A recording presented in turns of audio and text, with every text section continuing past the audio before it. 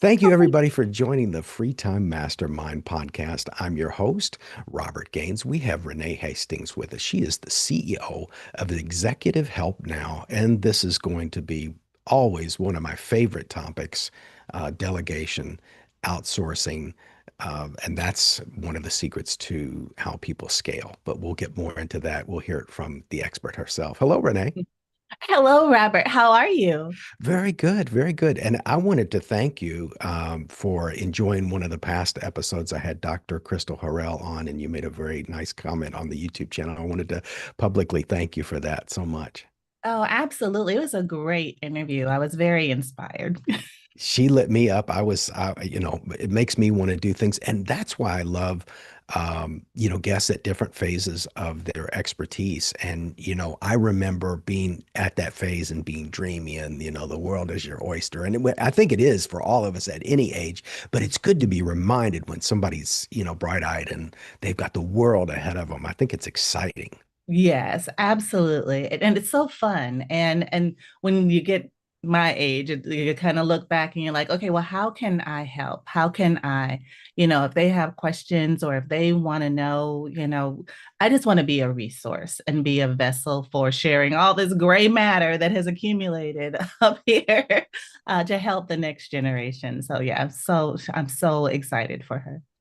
Absolutely, definitely a bright future. And I've had the privilege to interact with some of your staff. And what I wanted to ask you, starting off for you personally, as the CEO of your operation, when you're hiring, either it could be somebody who's just going to do something temporary for you, or somebody who's going to work for you long term.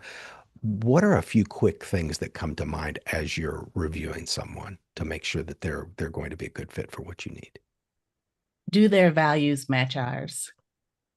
And that's the most important thing because if there's something that drives you that is inconsistent with how we operate, I don't want to waste your time. And I don't want you to represent me poorly to our clients. Right, which right. which and I don't know if I should say poorly, but just in a way that isn't our way. Right. There's no alignment there. Well, values are, you know, I predate the internet, and I remember when, I was judged by basically how I looked, my appearance, and what my business card looked like. That was it. And maybe what the word was on the street, if there was word on the street. Mhm. And that was it. Mhm. And on the internet, you can be anybody. And I've run into some people that were, let's face it, not what they said they were. And then later I became a fraud investigator, and I realized, whoa, there's a lot of people that aren't what they say they are, because a lot of Wow. the people we were catching were the ones that, they had these great internet personas. Mhm. So my question to you is values, of course, that's Mhm. that's brilliant. But how in Well, the and world can you determine that? Is that through a conversation, or how do you discern that? so our interview process is quite intense, and it includes not only skills assessments. I barely look at a portfolio or resume or whatever, just because AI has created this amazing way to make you sound like you're this magnificent person with all these incredible skills. Um, my father says the proof is in the pudding. So I would part of our assessment includes actual demonstrations of your skills that you know how to do, presenting yourself and presenting scenarios and different things like that on top of the skills assessments. And part of the process includes a document that I shared. It's called the 100 values, the top 100 values. And I asked them to circle five, and then we talk about them in the interview. And I I find out from them, like, really, why did you select those? There's no wrong answer, but why those five? And Yeah, I'm sorry. how they respond to that. I'm looking for body language. I'm looking for passion. I'm looking for authenticity. I'm looking for all the things that really matter that don't show up on paper. And yeah, those are good tells. Absolutely. Well, it got me wondering because I've noticed, and of course, I was a very socially awkward kid. I would say maybe until I was about 37, to be honest. Let's be, if we're being honest. And I don't know how I presented, but I know I was, I didn't have the right conversational rhythm and I didn't get the cues. I wasn't really good. I was a latchkey kid, so I didn't have any social group to figure out how to behave. So I had to learn it academically. So I'm a little bit of a strange, I'm a, project in evolution. And this podcast has been a great way to meet people and get the Mhm. right rhythm. And so it's really made these conversations with great people like you have made my personal conversations better.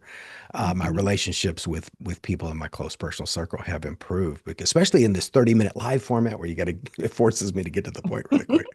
It's really great. But have you noticed these people, let's say that are under 25, that grew up with a smart device in their hand, when you have them on camera talking about these five values, do you notice that their social dynamics has been hampered by living in a digital world almost from the day they were born?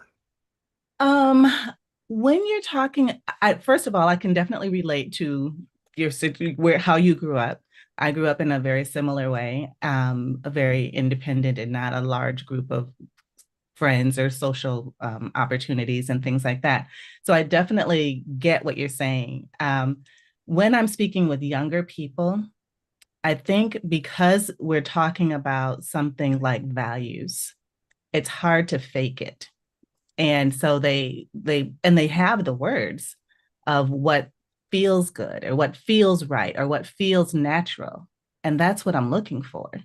So it's not a hard conversation because they're just sharing what drives them, what motivates them, what gets them up in the morning, and what how and a part of that, a part of our culture is having a servant heart mentality, that we wake up to serve and we love serving. And so, in this conversation about values, that inevitably comes up in somewhere.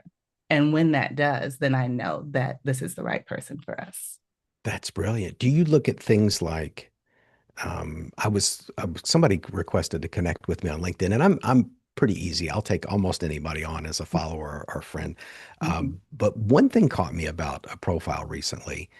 And not everybody is a New York Times bestselling writer, nor am I, but the letter I was in their profile description, I think 32 times. And I am keen about little things, because what I said in the previous interview, now that I'm midlife and I have less years ahead of me, I feel that presence of time that I have to. I'm a better curator of my time in my personal circle than I used to be. Let me just say it Mm-hmm. succinctly. And if somebody says I 32 times, I don't think they're going to be really concerned about what I'm doing and what my interests are. Do you have any keys that you kind of zone in on when you're looking at written communication? I agree with you 100% that they seem very self-centered, and like that would not be a good fit for us. When I don't really have something that I look for on paper, because like I said, ChatGPT can make you sound amazing. And so I don't even believe really what's on the paper, That's right. because I've Don't, been doing this for so long, and even some of the resumes and the profiles start to look the same and sound the same. Especially when I had a hiring blitz back in February of last year, and when people were submitting their even responses to preliminary questions before moving to the next phase, a lot of the responses were exactly the same. And I'm like, everybody plug the question into Chat GPT to get a response. Are you kidding me? And so it just was a tell for me that, well, I think the good part, I try to see a glass half full and rose-colored glasses as much as I can, but I'm older and I know a few more things now. And so I'm just wondering, on the one side, they care enough about the response to do it so that it sounds good. But could they take the extra step to add in their own little flair or their own little thing that sets them apart from everybody else? Did they do that? So maybe that's one thing I would look for. I like that. Well, of course, it sets up the fact too, Renee, to show that how much work you put into selecting the people at your organization, which should also to the audience show you have to offer a pre-curated group of professionals. Now, when you're doing client work, let's say to put it into a more easy way for the audience to grasp, because I think outsourcing and working with other people, it's changed everything. Matter of fact, the whole reason why this podcast got started is I read Dan Martell's book about a month after it came out, Buy Back Your Time. And he was Mm. saying, if you're overwhelmed, this is what you need to do. So when I started the podcast, I started with a video editor and I started with a virtual assistant, and which is incredible because it wasn't a business. It was a, well, it still is an expensive hobby.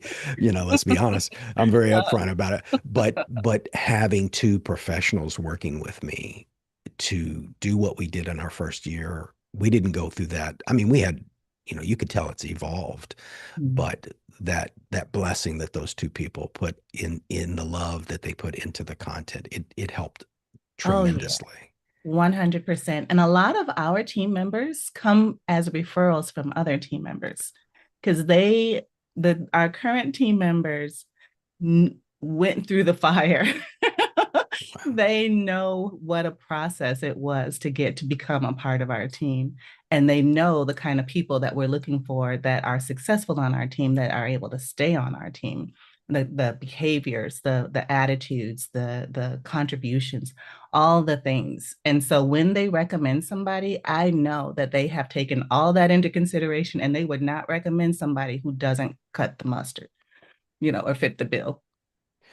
Yeah. Is there situations where you send your best and brightest, they're doing a great job, but for some reason it might not be a perfect fit for the client, and then the client says, "Hey, can we?"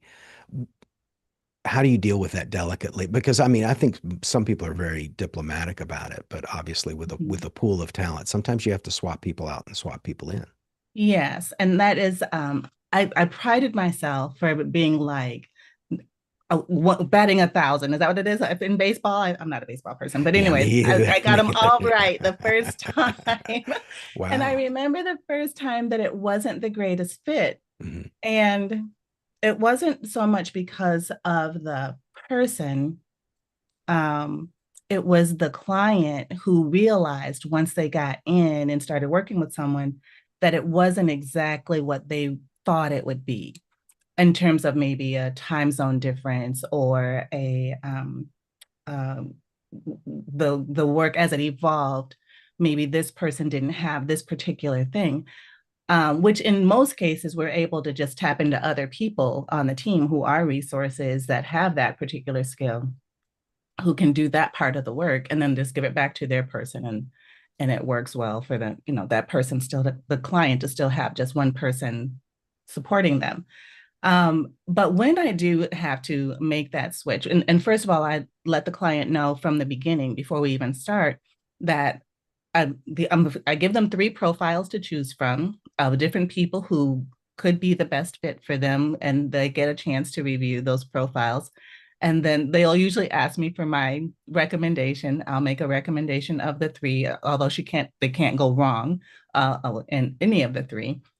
I'll make a recommendation. We'll go with that. And then if it doesn't work, then she knows she has other options that she can choose from the beginning, that she doesn't have to stay, or he or she doesn't have to stay with that same person, because we have an entire team of folks with just an incredible amount of skill. Most of our team members are US based, and they are very familiar, college educated, familiar with American business, and able to jump in and immediately make a difference as an extension of their team, or just their right hand thought leader, thought partner to help them reach their goals. So when I have to make the switch, we just have a candid conversation, though, and because I'll check in with them after the end of the first week, and I'll say, "So how'd it go? How's everything?"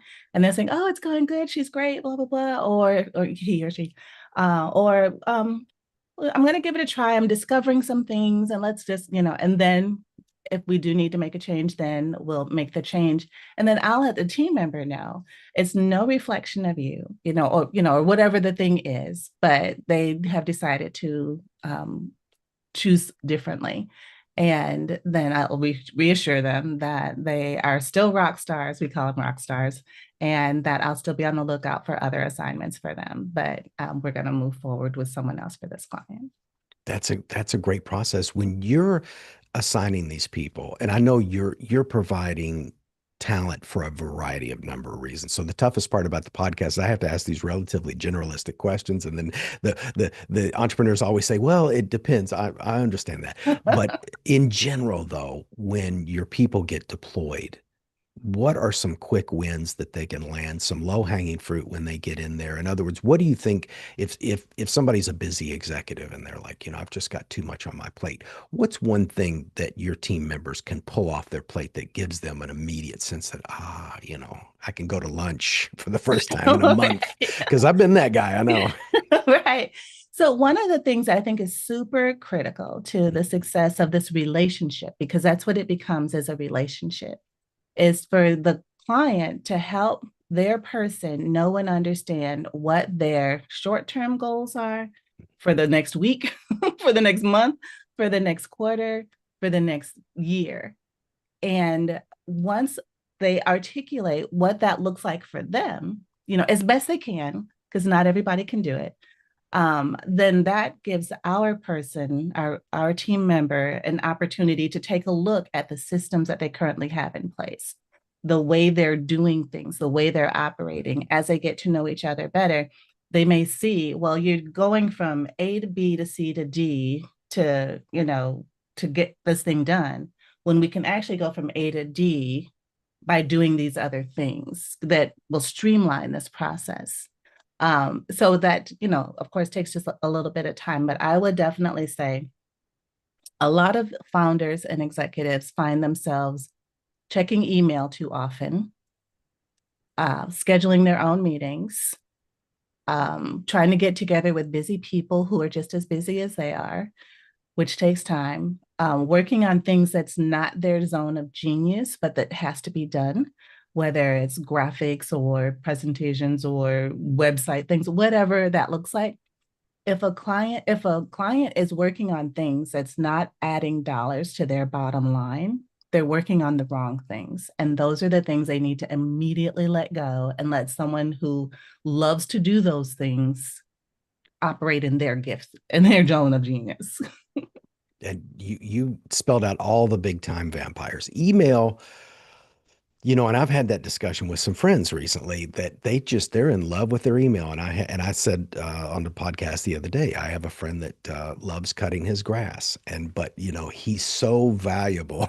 I don't think he just doesn't realize how valuable. I'm like, please stop cutting your. There's what you could be Mhm. doing with that time, but I got Right. to get him off the lawnmower. And there's no shame in, I cut my own grass, but I'm not.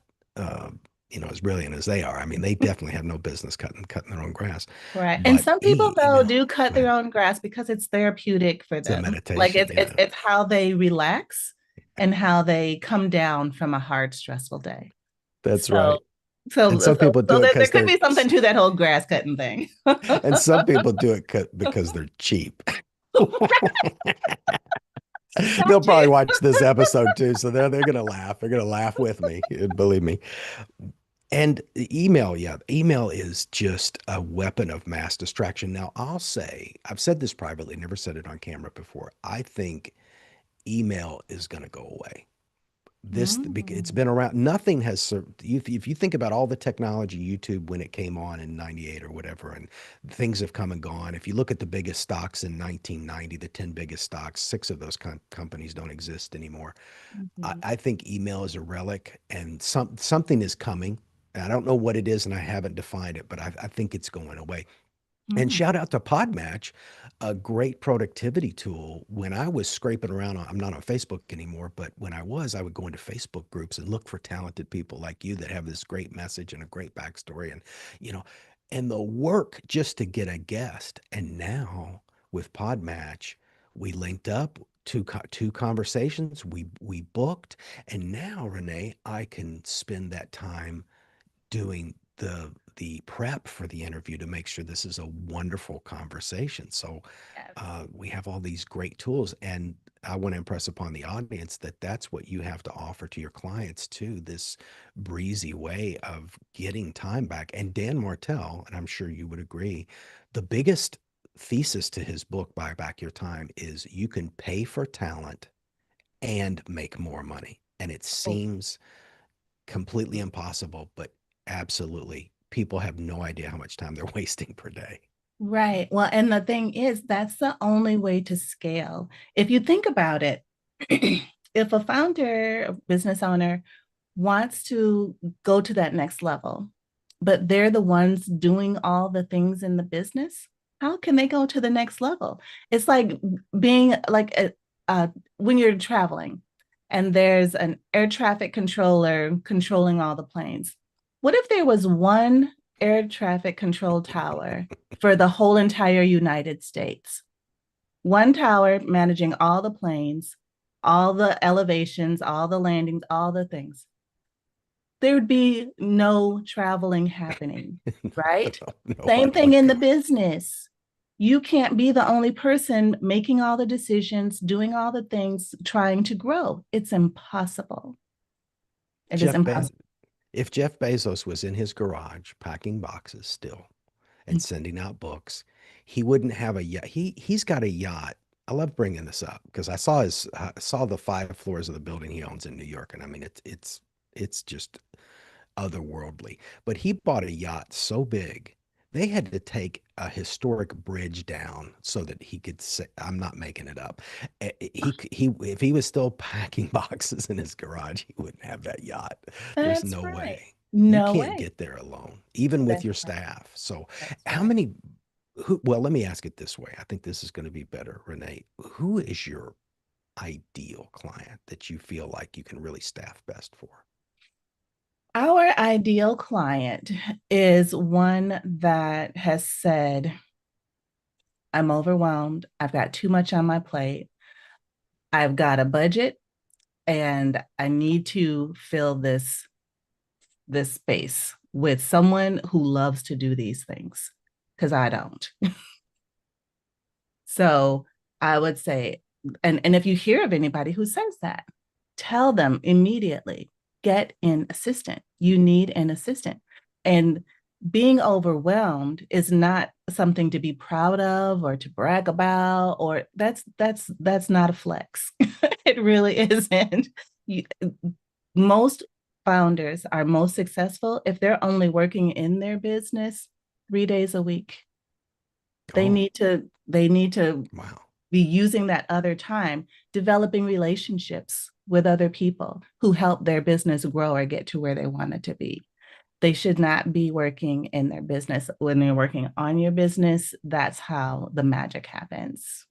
I think of the old fashioned shaking hands and kissing babies, like when people are Yes. running for office, Yes, because that's really, if you absolutely. think of CEOs, most CEOs are shaking hands and kissing babies. And Mm-hmm. for the smaller level people, I've always said, and of course, this is again riffing on Dan Martell, he says that if you're working outside of your genius, which you also said, but these leaders, if what they're doing isn't ringing the cash register, they That's probably right. shouldn't be on that task, or if it isn't their specialty, or and also, Renee, there are things that I'm good at that Mm-hmm. steal my joy, just rob Mm-hmm. me of of Mm-hmm. all of my love for life.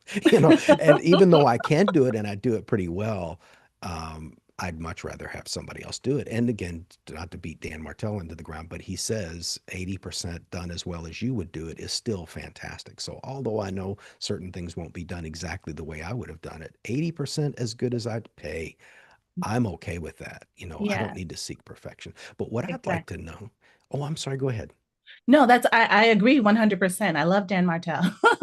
And I have heard of his book, Buy Back Your Time. And I think that hearing you mention it again is probably like the second or third time I've heard it in the last few months. And so I'm going to have to actually get that audiobook if I don't already have it. I've read it But 6 times. It's at the top. It's the number one book that I recommend because it changed everything for me. That's why wow. I'm such a because it started the podcast. Everything I've done Yeah. in the last 2 years is I can go right back to Dan Martell on And it is I love how you pointed out that you might be good at it, but should you be doing it? Is that the best use of your time, your valuable time? If you are doing $50 an hour work and you're worth $300 an hour, then that's not wise. That's not a wise use of your time. Absolutely, absolutely. And some people don't understand the value of their time because they've never calculated. But there are ways out there. Hey, you can ask AI too, to figure out what your time is. And Mhm. somebody worth a lot of money shouldn't be licking envelopes and reading emails, That's especially right. the spam and the newsletters and all that stuff that That's comes in. right. What's 100%. And then also I wanted to mention Sure. too that you talked about the podcast and you called it an expensive hobby. Um, and a lot of podcast hosts do put in so much time and so much effort into, like you said, finding guests and coordinating and booking and all of the things. And I didn't know if you were aware that Live Stream Editors is not, as a done for you podcast production company that I own. No And way. No, I didn't know that. so we'll talk about that more offline, how we can help more people. Yes, absolutely. Well, podcasting, I think, um, and this goes, I shot out, sorry, there's a, that opened up, there's a lot of content with that, but some of what I do on the podcast, I have a whole video about what is the perfect guest. And I talk very explicitly about my personal feelings about what I think a good guest is. And a good backstory is one of my personal favorite things, but I also say that some people have a message that just needs to get out. Mhm. And a young man on earlier, and well, I'll admit this on camera. I was almost moved to tears when he was talking. I had to really, and I was in the army. I'm a pretty tough guy, but I had to restrain myself because he was an immigrant to Spain and he experienced some things when he was younger that were just, terrible. And he's this young guy and his eyes were bright and he turned it around and he did all of these amazing things. But where he came from, there's such an amazing story there, and that had to get out. And I don't think on camera he'd ever mentioned that before.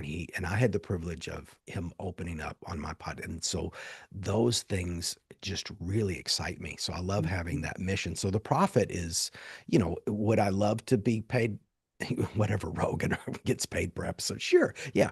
But having that moment for me and getting that story, I love that. I love that transformation, which goes to my next question.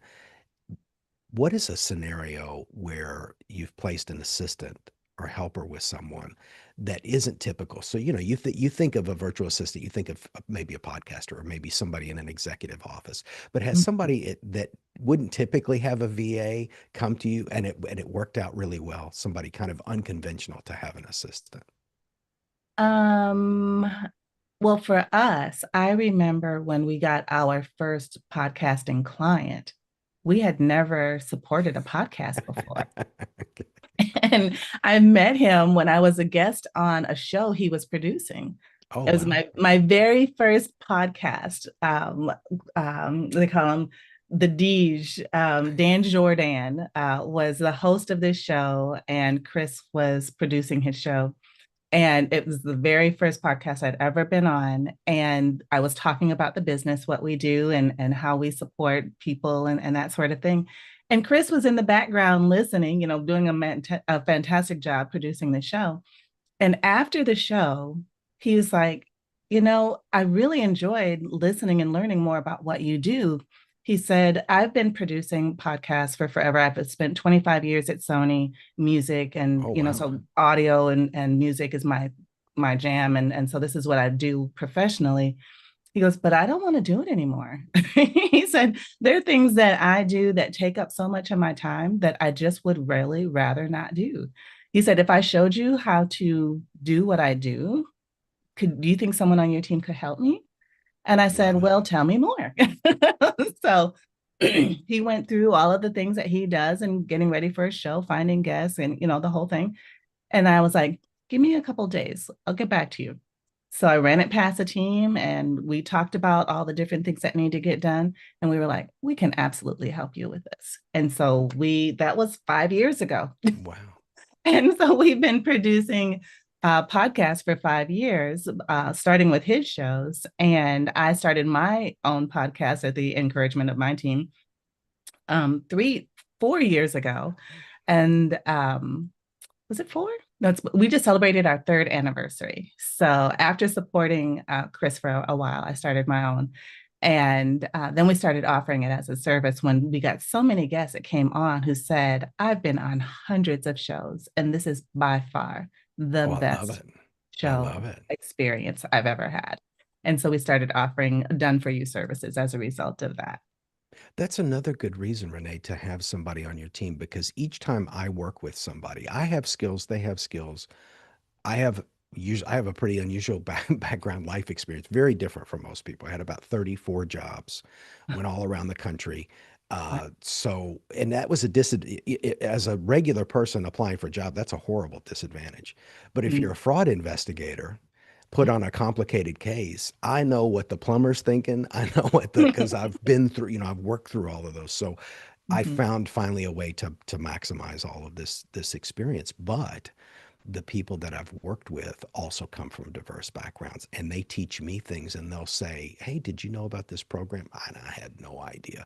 So sometimes by getting an assistant, you also get plugged into a different world of technology and experiences and you're going to open up because let's face it, we get insulated in our social circles, which I caution Mhm. against. You've Mhm. really got to reach out there and talk to people that you wouldn't normally to. And we really need to get back to that. Yeah. Not that I have to remind anybody that's in the US watching this. We've gotten way off script here. We need to start breaking bread and sitting back down. That's the only way Yeah. the only way to get through this is together. So I Yeah. think having people of uh, a wide, diverse background is very helpful. So when I work with people, my life is enriched by their experience Yeah. and what they know. And I'm sure your clients are getting that same benefit. 100%, 100%. And that's one of the beauties of working with an agency like ours, because we have such a collaborative work environment that everyone who brings their frame of reference with them, everyone has different experiences, and we have a central place where we communicate with one another. And if someone is up against something that they're a situation that they're not exactly sure how to handle, or a task that they've been charged with that they don't exactly know the best way to go through, then they'll put it in the team channel and they're like, "Hey, I'm dealing with this. Anybody know how to do that?" And then there's a ping, ping, ping, ping, ping, all these different people sharing. Mastermind group. Yeah. Yes, what worked best, how to navigate all the different things. And then plus, of course, we have success coaches that they can reach out to as well. But I say all that to say we have our clients get the benefit of the knowledge of all of our team members, even though they've only been assigned one person. I love it. Well, I wanted to ask in the wrap up real quick too that are you for people that aren't sure because I know a lot of people that they want to do this, but they have fear because for a variety of reasons, all the same things you run into when you're on the phone with a new client, whether it be budget, I'm worried about people having access to my email, all the standard stuff, and I'm getting the pushback from my friends as well. But do Mhm. you offer a package, a starting package for someone where they can ease their way into it, or is it a long-term contract? How do they um, build that relationship with you and your company? Yeah, so we have packages. We have three different tiers of Okay. packages, reducing the barrier to entry. And if you get in on the lowest level, it's a subscription starting at 6 months. And if you get in and you realize that you need more, you can always upgrade at any time. Because sometimes when people go in, they just like, I just know I need help. And all of these different things are falling apart because everything is it's just too much. And so they may get in on one level and they decide, or, see once they get in and start delegating the different things that need to get done to move those needles, that they might need more. So it's easy to upgrade at any time. They can move right up the service ladder. I, Yeah, I love that. absolutely. And I apologize. I know you're very busy, and I try not to go over now. And I always inevitably go, especially when the story and the guest is so good. I did drop your great flip book, Renee. I enjoyed that. I have to admit, I had a hard time figuring out what I need to do when I first got on the page. So you got to go to the upper right and like you're flipping a page, which is Yeah, genius. But for me, I don't know if it was the autism or what, but I was like, what am I supposed to do here for a second? I'm But once sorry. I got in, it's beautiful, and you can hear the page turn, and I thought, oh, this is somebody really sharp, came up with this because it's tactile, it's auditory, it engages all of your senses, and it's a great way for people to learn more about what you have to offer. So I'll Yeah. give you the final word, and then of course we can continue the conversation on Zoom. But I'll end the stream here in a second. But final word, what do you think? Well, I am just so grateful for this opportunity to be here. I definitely want to speak to your audience that if you are overwhelmed, don't let that continue. Life is too short to schedule your own meetings, to book your own travel, to check your own email. Let us know how we can help you. Thank you so much, Renee. Thank you, thank you. And thank you to all the viewers and whoever kept sending all the hearts in the chat. Thank you so much. We appreciate that.